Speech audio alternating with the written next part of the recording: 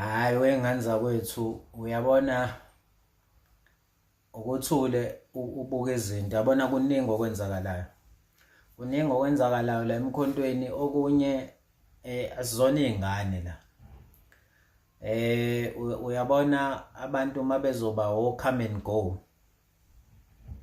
Babe o come and go babona ukuthi kufanele bangene mase kusutha yena icareer yakhe bese yapho azizona izingane la bafethu. Bafethu kahle kahle there are things that we can foresee nje yabo. Lento yokuthi kuzoba nama lame excuse ukuthi ubani ngoba sekuyicareer azona izingane. Uyabona akwazi ukuthi kufike wena ukhona la othinteka khona osoleka khona.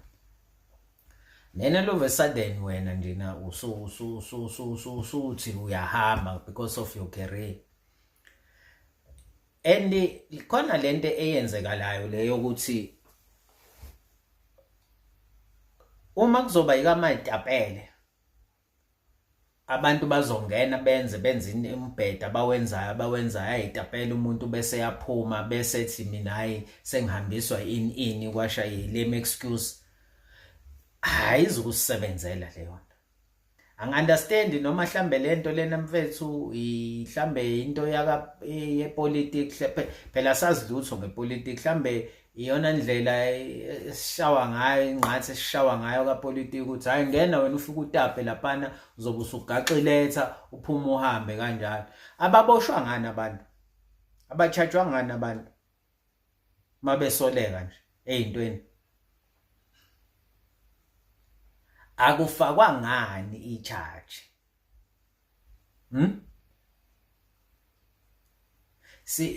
Siphumile kwi-system esasibalekela sibalekela ukuthi kune corruption. Siphumile kwi-system, i-system ebethinta ikhulunyelwa ngaphansi kwa carpet. Siphumile kwi-system, saphuma kwi-system ebingasivumela ukuthi si-express. Sesizoba kule system ke manje kuphinde futhi kuthiwa hayi into ungayikhulumela edlangalaleni we are decampaigning, weaponizing this word decampaigning. Like the word xenophobia mawuthi ama-illegal immigrants awahambe ngoba enza kabi baluweaponize lelo gama lelo bese bethi xenophobia. Same thing that is happening right now, wakhuluma decampaigning. Yet nakho kuyenzeka in front of us. Asizona phela izingane kwenzeka kuningi kuyaliwa kuhliphikile. Mina ngisasho bafethu, mina ngisasho ukuthi uma siqhubha ngalendlela le hayi khohlani bafethu 2026 lama local elections la mhlambe nizowathola ngeke uwathola manje kusahliphike kanje. Izinto ziyonakala phansi thiwa silinda abaphezulu. Ufika sekonakele esethi ukuba awukaze usize umuntu. Awukaze usize umuntu ukuba awusoze futhi wasiza umuntu. Ngeke wena ufike uthi hayi into uyizwile wangawuthatha action yonakala into phansi mhlambe kufa abantu. Napa abantu bayala abanye bebegcwele ezibhedlela dutshuliwe mhlambe ingane yomuntu ilele manje kwelibandayo. Uzokhama ukuthi ukuba wena konakele ngoba kuthiwa silinde phezulu singa express thina ezantsi ukuthi kwenzakalani. It's very sad. The saddest part about politics is that abantu abasafarishayo are the people on the ground. People are at the top, they don't suffer.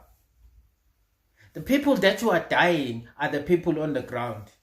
The people that are actually having the hope ukuthi kufanele bathola ama needs abo, have service delivery, are people on the ground who are suffering. And when they try to express, they express ngendlela bekufanele bayi-express ngayo thiwa no, you are decampaigning. Kanti sukeleni le kulama systems lawa njenga namhlanje othola ukuthi ama PEC yakhona are getting disbanded because they are failing. Why kungabi nendlela yokuthi yazini umuntu uma ezo spread propaganda lowo muntu ufanele simcharge. But if umuntu ezoqhamuka neqiniso ekufanele iqale sicubungule, asibe neteam ezocubungula lelo qiniso leli licubungulisise, ungasheshe uthi kuya decampaign.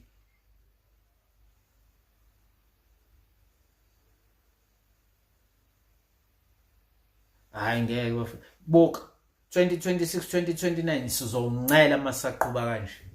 Masaqhuba kanje okuwukuthi ukufika ukuba ongasiza umuntu kuqhamuka amagama athi decampaigning, weaponizing them. Hayi sizowuncela. Ngeke futhi ayikho into ezolunga, because njengamanje izinto ihliphekile. Abanye bayangena bayaphuma.